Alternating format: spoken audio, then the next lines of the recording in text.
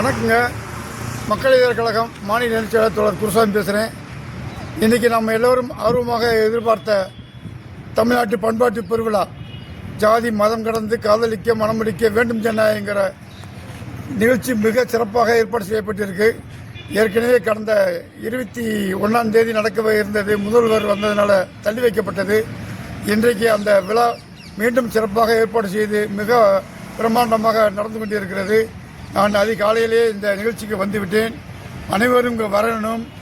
ஜாதி மதம் கடந்து காதலிக்கிறது ஒரு பெரும் குற்றமாக சில ஜாதி வெறியர்களும் RSS BJP போன்ற வெறியர்களும் பரப்பிக் கொண்டிருக்கிற இந்த நேரத்தில் இது அடிப்படை உரிமை, மனிதனுடைய அடிப்படை உரிமை. அந்த உரிமையை நிலைநாட்டுவதற்கு ஒரு அருமையான ஒரு வாய்ப்பு.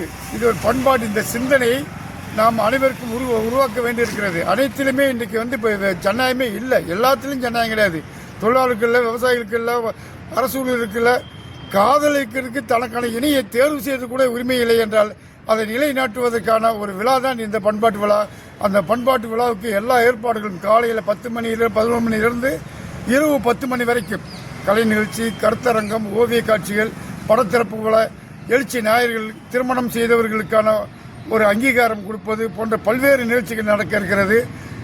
தொல் திருமாவளவன் அவர்களும் நாகை திருவள்ளுவர் அவர்களும் பல்வேறு எமது அமைப்புடைய மாநில இணைச் செயலாளர் வெற்றிவெள்ளி சிலையின் அவர்கள் அனைவரும் இவங்க கலந்து கொண்டு 10,000கணக்கான நபர்கள் இங்கே கலந்து கொள்ள இருக்கிறார்கள். அனைவரும் கட்டாயம் கலந்து கொண்டு இந்த விழாவை சிறப்பிக்க உங்களை அன்போடு அழைக்கிறேன்.